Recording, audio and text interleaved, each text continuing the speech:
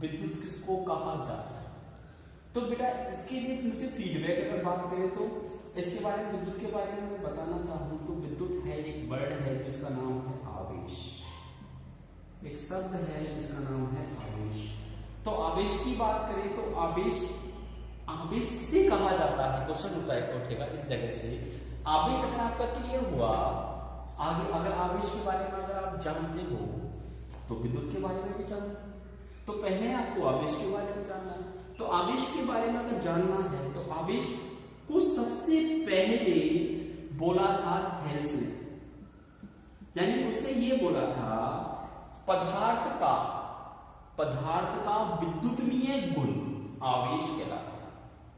पदार्थ का विद्युतमीय गुण आवेश कहलाता है, यानी कि ऐसा पदार्थ जिसके अंदर विद्युत का गुण विद्यमान होता है उसे आवेश कहा जाता है। यानी कि अगर बात करें आवेश की तो आवेश की खोज कैसे हुई, स्टार्टिंग में खोज कैसे हुई। देखो बेटा अगर बात करें ये अब की घटना नहीं है, ये घटना इस समय की नहीं, यानी कि ये अब से करीबन 2500 वर्ष पूर्व, यानी कि अगर मैं बात करूं 2500 वर्ष पूर्व पहले की बात है ये। तो 2500 वर्ष पहले की बात है ये। तो 2500 वर्ष पहले थेल्स ने आवेश के बारे में बोला था। आवेश में इसने बोला था, देखो अपन के लिए लाइट की बात बताएं। देखो कभी कभी अपन ने देखा होगा कि रात के समय कंबल, गर्मियों के समय अपन सोते हैं, कंबल ओढ़ते हैं तो उसके अंदर स्पार्किंग सी होती है, ये चिंगारियां से उत्पन्न होती हैं, स्पार्किंग सी पैदा होती हैं। और कभी कभी अपन ने देखा बरसातों के समय में हमने देखा होगा कि ऊपर से बिजली सी गिरती है, प्रकाश बहुत तेजी से प्रकाश होता है। अगर उसी प्रकाश के बारे में बात करें, वो लाइट की बात करें, वो चिंगारियां पैदा हुई थी, उन चिंगारियों के बारे में देखो बेटा घटना तो सबके साथ में हुई है, घटना तो सबके साथ में होती है, लेकिन उसको नाम क्या दिया था, ये उसको इसके बारे में जो नाम दिया था वो उसने चिंगारियों का जो नाम दिया था, चिंगारियां जो उत्पन्न हुई थी वो किसके कारण उत्पन्न हुई थी बेटा, आवेश के कारण। कभी कभी अपन ने देखा ऐसा तो नहीं होता कि कंबल पड़ा हुआ है, अपन का जो कंबल पड़ा हुआ है तो कंबल पड़े हुए कंबल में चिंगारियां हो जाती है, नहीं होती ना। अगर मेरे बच्चों ये बताओ मुझे, कंबल ये पड़ा हुआ है तो क्या इसमें चिंगारियां उत्पन्न होंगी, स्पार्किंग सी होंगी क्या, नहीं, चिंगारियां उत्पन्न नहीं हो सकती। तो कहने वाली बात ये है, तब इसको अपन ओढ़ते तो ये कुछ ओढ़ने के बाद में कुछ ये अपने यहाँ पे एक घर्षण होता है, इस कंबल के साथ में अपन इसको हलचल करते हैं, कुछ मूवमेंट करते हैं, यानी कि इसके बीच में कुछ घर्षण होता है, यानी कि इसकी लेयर इसके ऊपर टकराती है, यानी कि स्पर्श करती है, यानी कि स्पर्श करती है। तो स्पर्श करने के कारण यानी कि घर्षण होने के कारण दो सतहों के बीच में जो घर्षण होता है, तो घर्षण होने के कारण इसमें आवेश उत्पन्न होते हैं। घर्षण हुआ यानी कि कोई भी कंबल है उसमें कोई घर्षण हुआ, घर्षण होने पर क्या उत्पन्न होते हैं बेटा, आवेश।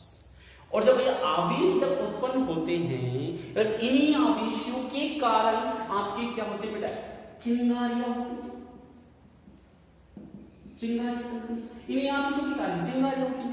और इस चिंगारियां तो किसके कारण पैदा हुई बेटा, आवेश के कारण। और आवेश का जो आवेश है, विद्युत का जो प्रारंभिक नाम है, यानी कि सबसे पहले विद्युत का जो नाम रखा था वो क्या रखा था मेरे बच्चों, आवेश रखा था। यानी कि फर्स्ट नाम और विद्युत का अगर पहला नाम बोला जाता है तो क्या बोला जाता है मेरे बच्चों, आवेश। यानी कि विद्युत का प्रारंभिक नाम था बेटा आवेश, और आवेश का जो प्रारंभिक जो विद्युत का जो नाम रखा था, जो आवेश रखा था, वो मेरे बच्चों किसने रखा था, थेल्स ने। यानी कि मैं ये भी बोल सकता हूं कि आवेश और विद्युत मेरे बच्चों बात तो एक ही है।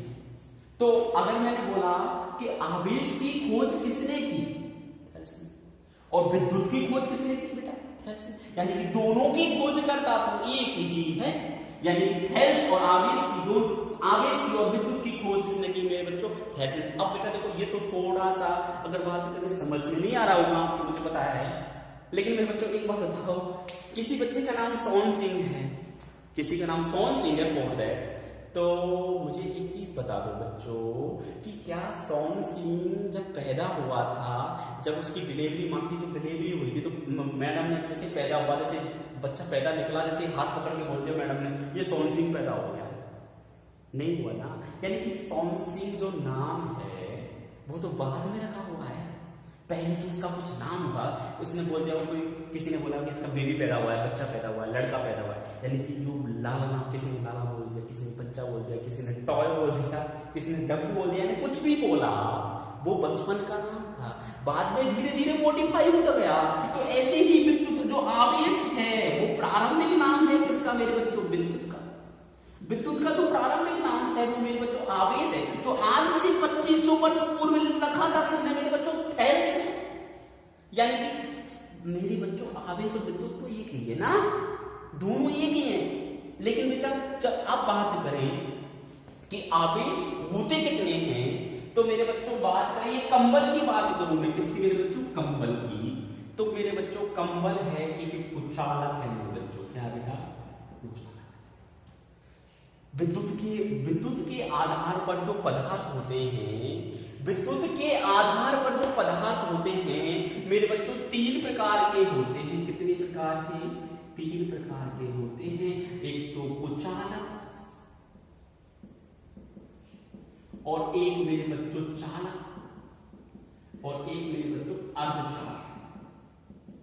विद्युत के आधार पर जो हमारे जो पदार्थ होते हैं वो तीन प्रकार के होते हैं।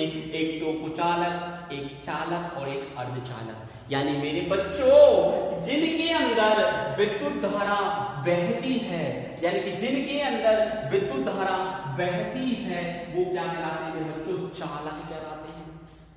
और जिनके अंदर विद्युत धारा नहीं बहती वो क्या कहलाते हैं मेरे बच्चों? कुचालक कहलाते हैं। और जिनके अंदर विद्युत धारा बह भी सकती है और नहीं बह भी सकती है, यानी कि जो पदार्थ जो चालक एवं कुचालक दोनों की तरह कार्य करते हैं वो क्या कहलाते हैं मेरे बच्चों? अर्धचालक कहलाते हैं। यानी कि जिनके अंदर विद्युत धारा बह भी सकती है और नहीं बह भी सकती है, यानी कि वे पदार्थ क्या कहलाते हैं मेरे बच्चों?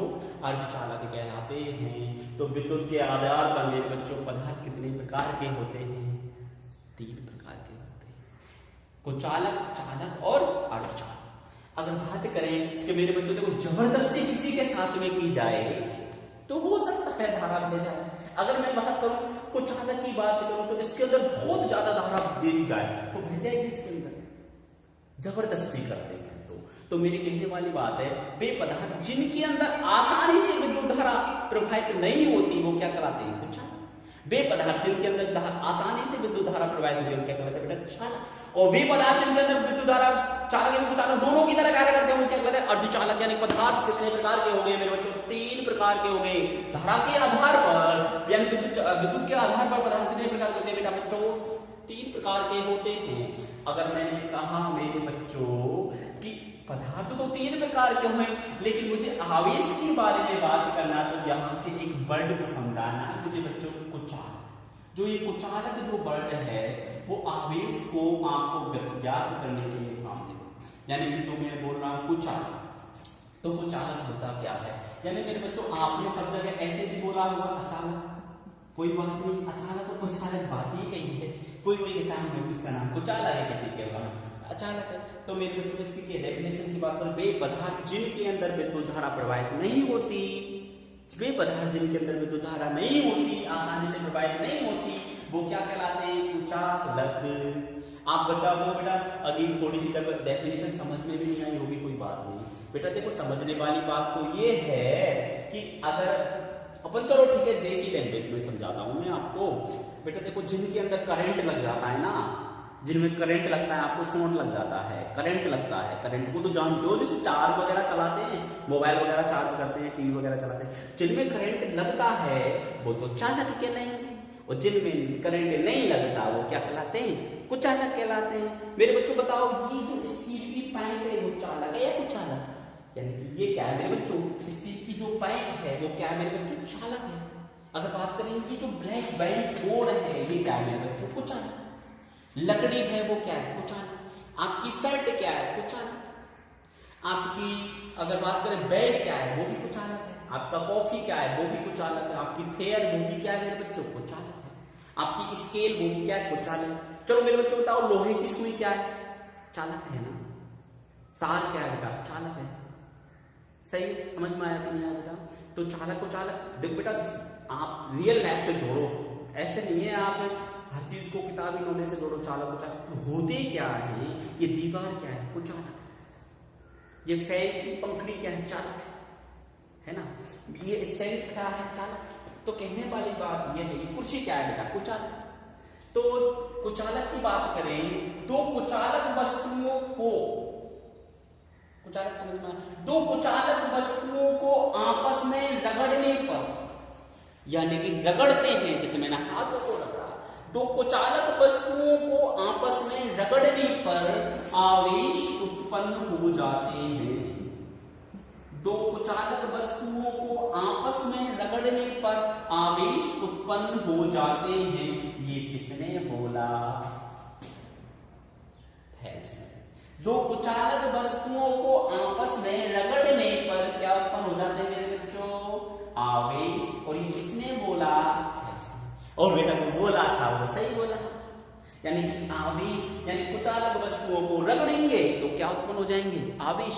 यानी कि कुचालक वस्तुओं को रगड़ने पर ही आवेश उत्पन्न होते हैं, बस ये रीजन है।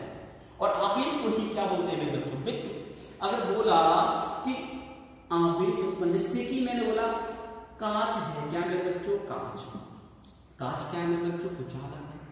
अगर बात करें इसको कंबल पर और रगड़ा जाए, किस पर, कंबल पर, इन दोनों को रगड़ रहे हैं, ये कंबल है और ये मेरे बच्चों क्या है मेरे बच्चों, ये कांच है। अगर इनको रगड़ते हैं आपस में, यानी कि जब इनको रगड़ा, यानी कि कंबल पर कांच को रगड़ा, तो इनमें क्या उत्पन्न होंगे मेरे बच्चों, आवेश। यानी कांच पर भी होंगे और कंबल पर भी होंगे। लेकिन याद रखना मेरे बच्चों, ये कांच अलग है, ये कंबल अलग है, यानी कि दो वस्तु अलग अलग है, तो अलग अलग प्रकार के आवेश उत्पन्न होंगे। एक पर तो प्लस वाला और एक पर माइनस वाला, यानी कि कांच पर तो माइनस के आवेश उत्पन्न हो गए और कंबल पर किसके मेरे बच्चों, प्लस के आवेश उत्पन्न हो गए। अब क्वेश्चन तो एक बच्चा पीछे से गुजारता हुआ खोपड़ी को, वो बोल रहा हो मास्टर साहब ये आवेश दो प्रकार के कैसे, यानी कि आवेश तो दो प्रकार के होते। हाँ मेरे बच्चों, आवेश दो प्रकार के होते, इसके बारे में बताया किसने, पता कैसे लगा। तो मेरे बच्चों आवेश दो प्रकार के होते हैं। ये जो शब्द बताया था, इसके बारे में जो बताया था वो बेंजीन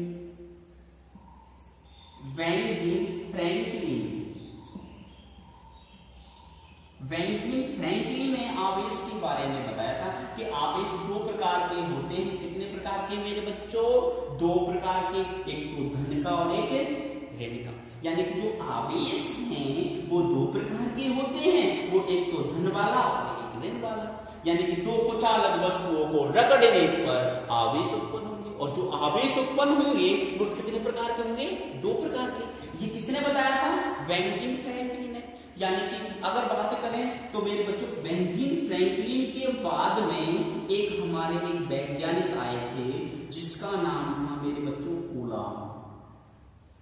आवेशों के बारे में बस बेंजीन फ्रैंकलिन ने ये बता दिया कि आवेश दो प्रकार के होते हैं, लेकिन कूलाम ने ये बताया कि आवेशों के मध्य में दो प्रकार के बल कार्य करते हैं। ये जो आवेश होते हैं इनके बीच में बल कार्य करेगा। यानी बल क्या होता है मेरे बच्चों, देखो बल की बात करें तो बेटा, एक बल की बात करें तो बेटा इनके बीच में बल कार्य करता है, आवेशों के बीच में बल कार्य करते हैं। मेरे बच्चों देखो दो आवेश है, एक तो धन का है और एक ऋण का है। आवेश तो दो ही है, तो आवेश दो ही है, तो बेटा देखो ध्यान से समझना इस चीज को कि आवेश तो दो है, तो इनके बीच में बल कार्य करेगा। एक तो धन वाला करेगा और एक क्या करेगा मेरे बच्चों, ऋण वाला। तो इन दोनों के बीच में आवेश होगा। तो मैंने क्या बोला, देखो आवेश को अपन ऐसे लिख सकते हैं, एक तो धन का है और एक ऋण वाला आवेश, ये दोनों पास पास में। तो अगर ये धन वाला और ऋण वाला अगर पास है तो ये अपने आप में एक दूसरे को अपनी ओर खींचेंगे, यानी कि अपनी ओर आकर्षित करते हैं। ये धन का ऋण का ये अपनी तरफ क्या करेंगे मेरे बच्चों, आकर्षित करेंगे, यानी कि एक दूसरे के पास आने की कोशिश करते हैं। यानी मेरे बच्चों मैंने क्या बोला, पास आने की कोशिश कर रहे हैं। यानी धन का है, अगर धन को यहाँ पर मैं बांधूं और ऋण को इसके पास में, तो ऋण का ऑटोमेटिक इसके पास में खींचा चला आएगा, पास में है धीरे धीरे चलता चला आएगा इसके पास में। जब इसके पास में जब चलता आ रहा है, जब ये चलता आ रहा है तो यानी कि कोई बल है, ऐसा तो नहीं है मैंने बोला डस्टर को धन की तरफ आ जा, बिना बल के तो आएगा नहीं। यानी कि ये धन के पास में ऋण का आता है या ऋण के पास में धन का आता है, कोई बल तो होगा, यानी कि आकर्षित हो रहा है। यानी कि इनके बीच में एक बल लगेगा, वो क्या लगेगा बेटा, आकर्षण बल। आकर्षण बल लगता है, यानी कि आवेश आकर्षण बल कार्य करेगा, यानी कि एक तो धन का और एक ऋण का, इनके बीच में कौन सा बल कार्य करेगा बेटा, आकर्षण। यानी कि धन और ऋण के मध्य में कौन सा बल कार्य करेगा, आकर्षण बल कार्य करेगा। यानी कि मैं इसको ऐसे भी बोल सकता हूँ, धन का और ऋण का। अगर बात करें यहाँ पर एक तो माइनस का है और एक माइनस का है, तो बेटा ये दूर दूर जाने की कोशिश करते हैं, ये तो पास पास आने की कोशिश करते हैं, और ये बच्चों क्या करते हैं, दूर दूर जाने की कोशिश करते हैं, यानी कि एक दूसरे से क्या करेंगे, दूर, यानी धक्का देंगे एक दूसरे को, और इसको बोलते हैं मेरे बच्चों प्रतिकर्षण बल कार्य करेगा। तो ऐसे ही बेटा अगर बात करें प्लस प्लस वाला है, ये भी प्लस वाला है, तो इनके बीच में भी प्रतिकर्षण बल कार्य करता है, यानी कि इसमें और इसके बीच में भी प्रतिकर्षण बल करेगा। यानी कि ये तो समान है, माइनस माइनस दोनों समान है, प्लस प्लस ये भी समान है, इनके बीच में कौन सा बल कार्य करेगा मेरे बच्चों, प्रतिकर्षण। और ये मेरे बच्चों देखो प्लस और माइनस ये क्या है, असमान है, क्या बेटा, असमान। ये तो समान आवेश है, असमान आवेश और समान आवेश है, तो असमान आवेशों के मध्य में कौन सा बल कार्य करता है मेरे बच्चों, आकर्षण, और समान आवेशों के मध्य में मेरे बच्चों प्रतिकर्षण। यानी कि असमान आवेशों के मध्य में आकर्षण बल कार्य करेगा और समान आवेशों के बीच में प्रतिकर्षण बल कार्य करता है। तो मेरे बच्चों यहां तक तो थोड़ा सा मैंने बताया आवेशों के बल के बारे में। तो मेरे बच्चों आवेशों के बल के मध्य में, आवेशों के मध्य में कितने प्रकार के बल कार्य करते हैं, दो प्रकार के। आवेश कितने प्रकार के होते हैं, दो प्रकार के होते हैं। पदार्थ विद्युत के आधार पर पदार्थ कितने प्रकार के होते हैं, एक प्रकार। तो बेटा मेरे को यहां से एक चीज बतानी थी आपको कि बल, आवेशों के मध्य में बल। तो बेटा देखो एक तो है प्लस का आवेश और एक है बेटा माइनस का आवेश, और ये आवेश हैं एक तो प्लस का और एक माइनस का, यानी कि ये तो असमान है, यानी कि मैं बोल सकता हूं असमान आवेश। बेटा देखो ध्यान से समझना, स्टेट बोर्ड में क्वेश्चन आ जाता है, असमान आवेश है। तो बेटा मेरे बच्चों असमान आवेश के मध्य में कौन सा बल कार्य करेगा, आकर्षण। यानी कि इसके ये अपने आप में एक दूसरे की ओर भागेंगे, यानी कि इनमें अपने आप एक दूसरे की ओर भागते हैं। इस बल को क्या बोला जाता है, आकर्षण बल, आकर्षण बल। अगर बात करें दूसरी कुछ यहाँ पर दूसरी बात की बात करें, दूसरी कंडीशन की बात करें, यानी कि आपका एक आवेश तो माइनस वाला है और एक आवेश माइनस वाला है, यानी कि दो आवेश है, तो ये बेटा मेरे बच्चों ये दूर जाने की कोशिश करेंगे। यानी कि ये आवेश हैं वो कौन से मेरे बच्चों, समान हैं, यानी कि समान आवेशों के मध्य में, समान आवेशों के मध्य में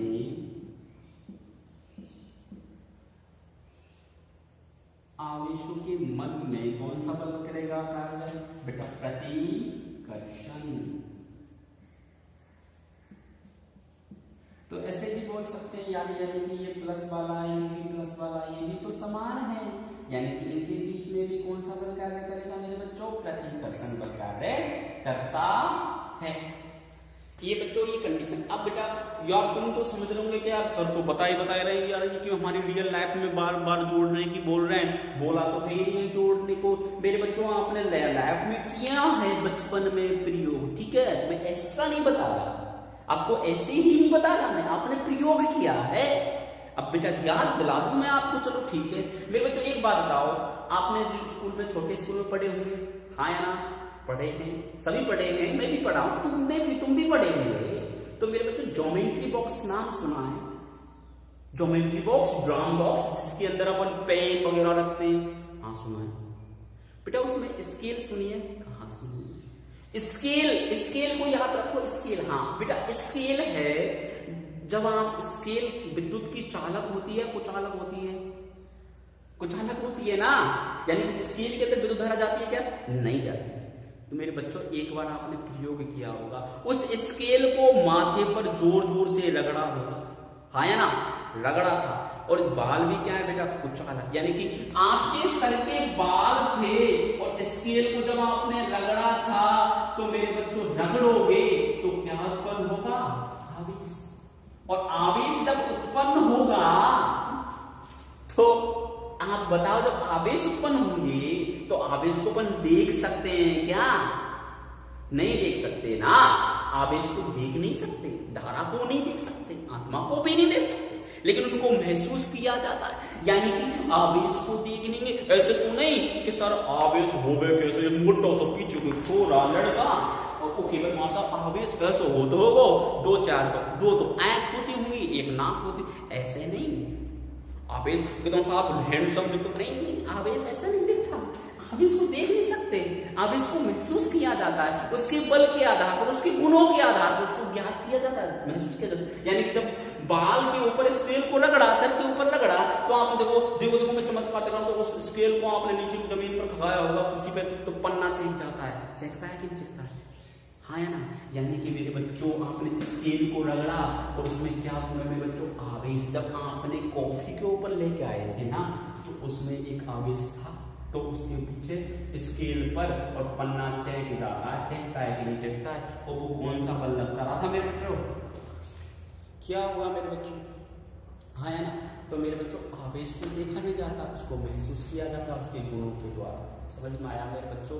अगर बात करें ये आवेश था, आवेश के बारे में थोड़ा सा इंट्रोडक्शन था जो मैंने करा दिया मेरे बच्चों। तो बताओ मेरे बच्चों, अगर बात करें यहाँ पर थोड़ा सा क्वेश्चन उठता है इस जगह से कि आवेशों के मध्य में बल लगते हैं, वो आकर्षण और प्रतिकर्षण बल कार्य करते हैं। मेरा जो टॉपिक था वो विद्युत धारा था, तो विद्युत धारा पर मैं गया नहीं, थोड़ा सा आवेश के बारे में ही गया हूं। तो मेरे बच्चों एक बात बताओ, आवेश है, आवेश सबसे छोटा है, इसको देख नहीं सकते, आवेश को गुण के आधार पर महसूस किया था, आवेश को ही अपन विद्युत बोल सकते हैं। आवेश का किसी भी पदार्थ का विद्युतीय गुण क्या कहलाता है मेरे बच्चों, आवेश कहलाता है। तो मेरे बच्चों आवेश को अगर बात करें, इसका आवेश का प्रतीक क्या होता है बेटा, मेरा क्या होता है बेटा, क्यों होता है। आवेश कितने प्रकार के होते हैं, प्रकार कितने होते हैं, दो प्रकार के, एक धन का और एक मेरे बच्चों ऋण का होता है। लेकिन मेरे बच्चों यहां से एक क्वेश्चन टॉपिक यो हो जाता है कि सर जो ऋण वाला जो आवेश है वो धना वाला आवेश है, ऋण वाला और धना वाला आवेश आए तो आए कहां से, क्वेश्चन ये टॉपिक होता है।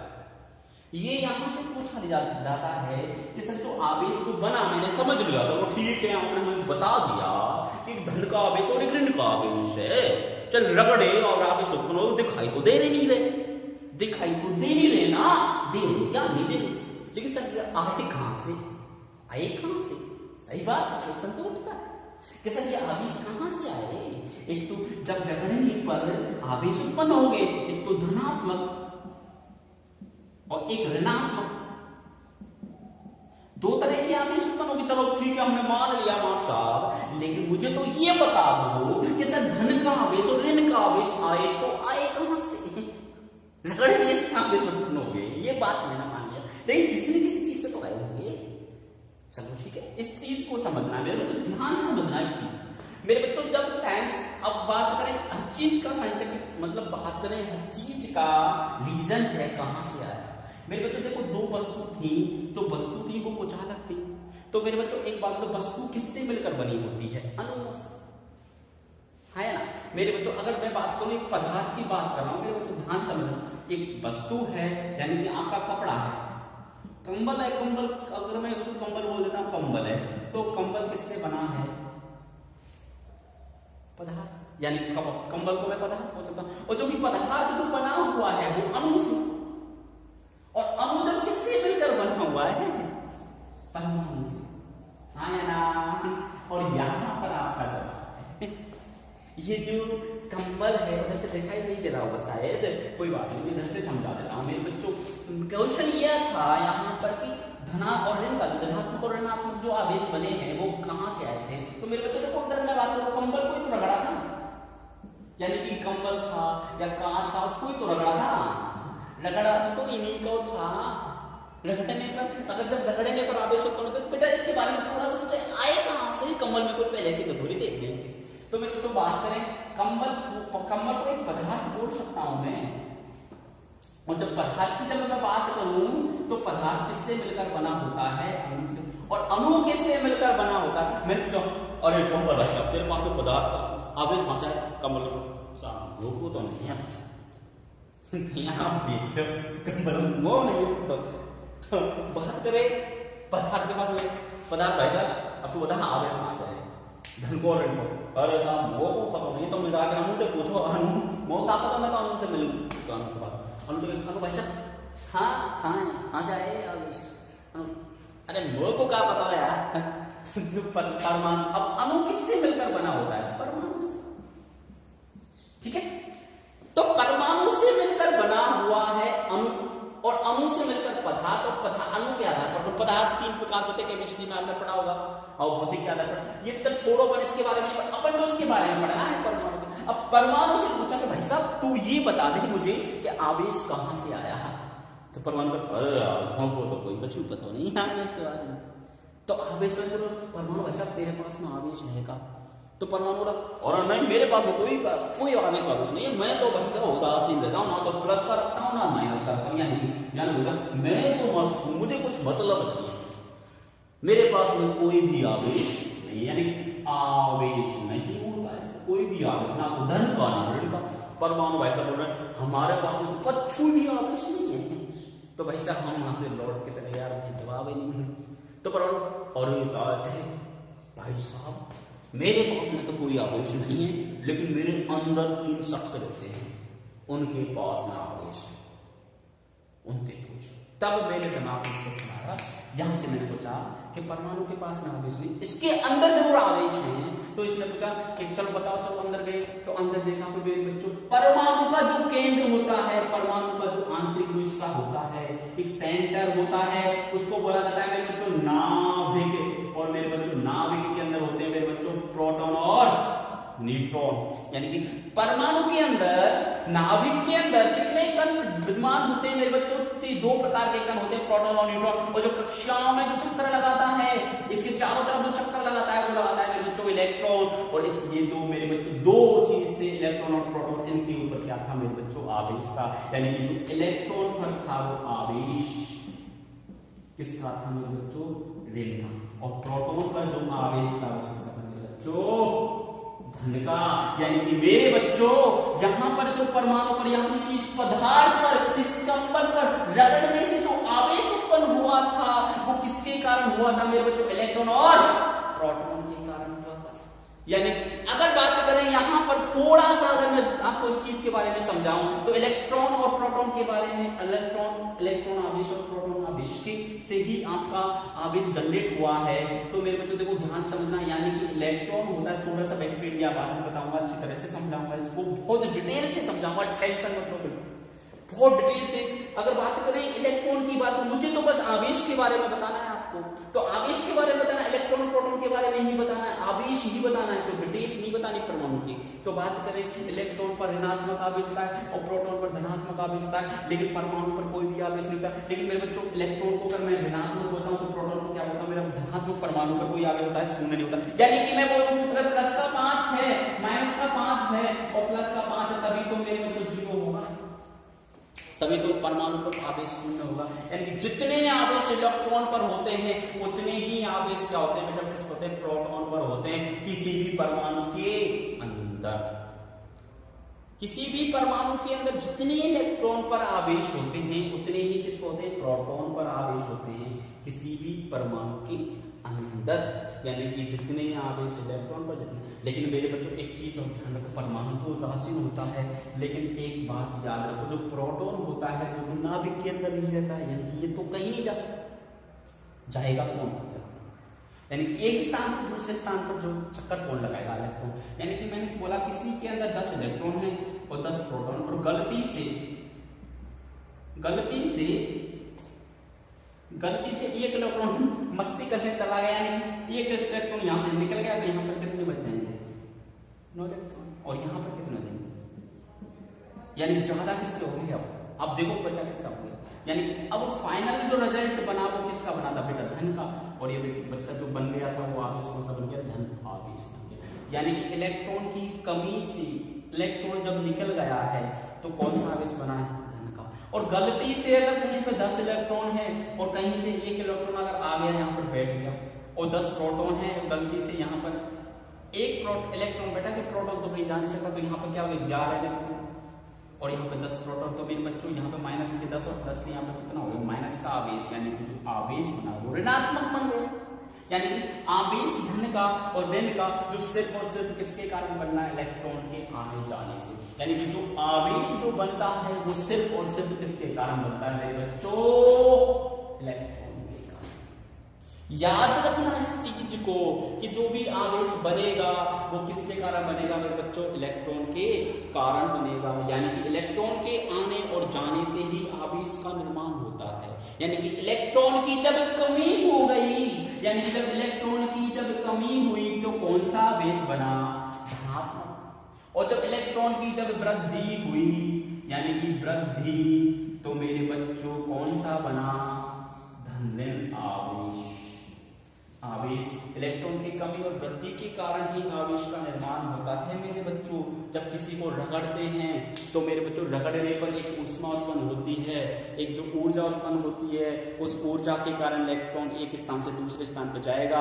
यानी कि इलेक्ट्रॉन एक परमाणु से दूसरे परमाणु में प्रवेश करेगा, तो एक जगह पर तो इलेक्ट्रॉनों की कमी होगी और एक जगह पर इलेक्ट्रॉनों की वृद्धि होगी।